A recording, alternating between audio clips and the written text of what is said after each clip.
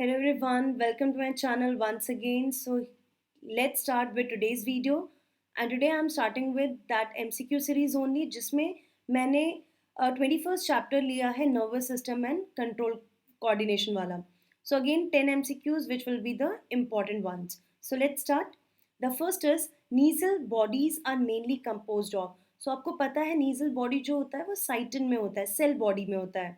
So it is made up of nucleic acid obviously not क्योंकि ये जो nucleic acid है ये न्यूक्लियस के अंदर है डीएनए आरएनए डीएनए भी न्यूक्लियस के अंदर है protein and lipids so this is not the answer the nasal granules are or nasal body is made up of free ribosomes and rough endoplasmic reticulum and this is the answer next question myelin sheath is produced by Schwann cells and oligodendrocytes astrocytes and Schwann cells oligodendrocytes and osteoclast ये तो bone से related है osteoclast and astrocytes ये भी bone से related है so answer is ये जो श्रॉन सेल्स होते हैं ये माइलिन शीथ बनाता है पेरिफेरल नर्वस सिस्टम में जो भी न्यूरॉन्स होते हैं उन पे एंड ओलिगोडेंड्रोसाइट्स जो होते हैं ये सेंट्रल नर्वस सिस्टम में नर्व्स के ऊपर माइलिन शीथ बनाते हैं so you have to remember this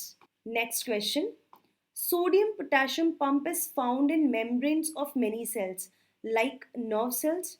It works against electrochemical gradient and involves an integral protein ATPase. For each molecule of ATP used, तो ATP का यूज करके ये जो सोडियम पोटेशियम पंप है ये किस तरीके से मूवमेंट करते हैं 3 ions of sodium are pumped out and 2 ions of potassium are taken in. This is the correct option. इसके अलावा कोई ऑप्शन ही नहीं हो सकता. Still we will see the other options for you. 3 ions of sodium is taken in. No. 2 sodium तो 3 ही लिया जाता है. And 3 ions of potassium. No. So it is a direct, आपकी बुक में डायरेक्ट लाइन दी गई है कि ATP क्योंकि पंप है so it will do the active transportation ATP को यूज करके वो 3 सोडियम को बाहर भेजते हैं और 2 पोटेशियम को अंदर लेते हैं रिफ्रैक्टरी पीरियड में so this is the correct option fourth receptors sites for neurotransmitters are present on so neurotransmitters के लिए जो रिसेप्टर्स होते हैं वो कहाँ पे प्रेजेंट होते हैं सो न्यूरोट्रांसमीटर आपको याद होगा इस तरीके से साइनेप्टिक बल्ब होता है जिसमें वेसिकल्स होते हैं और उनके अंदर न्यूरोट्रांसमीटर्स होते हैं and there are other part चाहे वो दूसरे न्यूरॉन्स हो या मसल सेल्स हो कोई भी टिश्यू सेल्स हैं those membrane will have receptors for neurotransmitters so this membrane is called post synaptic membrane you will look into the diagram you will get the answer so it is direct it is the post synaptic membrane next the human hindbrain comprises 3 parts, one of which is spinal cord नहीं, corpus callosum नहीं, ये 2 cerebral hemisphere को join करता है, cerebellum yes, hypothalamus is a part of the forebrain only. So answer will be C. तो hindbrain के 3 part हैं, pons, cerebellum and medulla oblongata. Human eye. 7th question is human eyeball consists of 3 layers.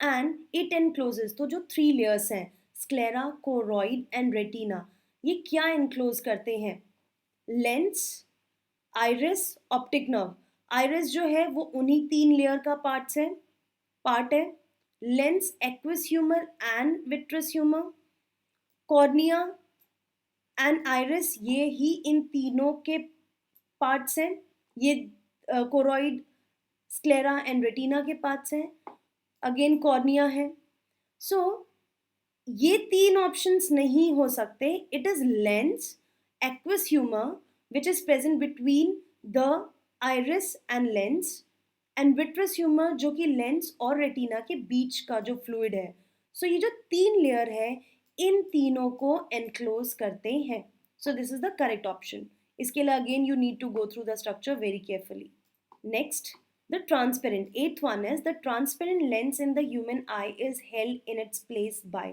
इसका direct answer आपको पता होना चाहिए कि ये जो लेंस होता है इससे सीलियरी बॉडी होल्ड करके रखती है through ligaments.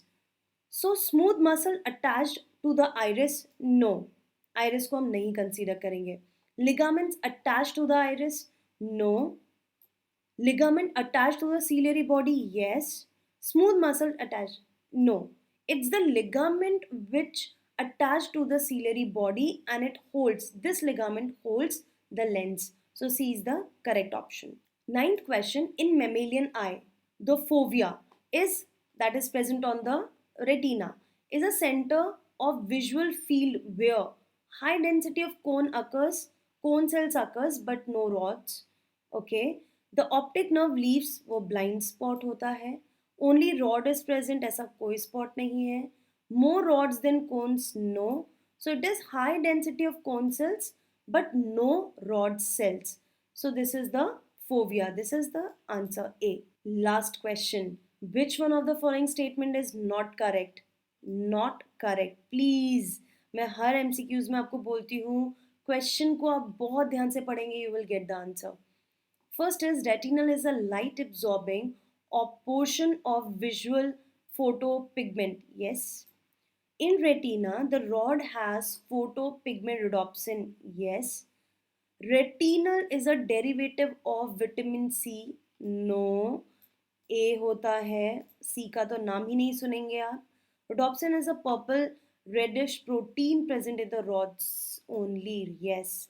So this is wrong option. This is not right. जो retinal है वो विटामिन A से बनता है. It is the derivative of vitamin A. So this is the correct, C is the correct option. So this is all about the 10 MCQs of chapter 21 nervous system, जो कि बहुत important है. और भी बहुत सारे questions हैं, पर बेसिकली क्या है, आपको बुक को बहुत अच्छे से स्टडी करना है, डायग्राम्स अच्छे से गो थ्रू कीजिए, प्रैक्टिस कीजिए उनके, and then please view my videos. इसमें भी मैं आपको प्रैक्टिस कराने वाली हूँ. So stay tune, keep watching, keep pouring your love to my channel, and see you soon in my next video. Till then, take care, be safe, and goodbye.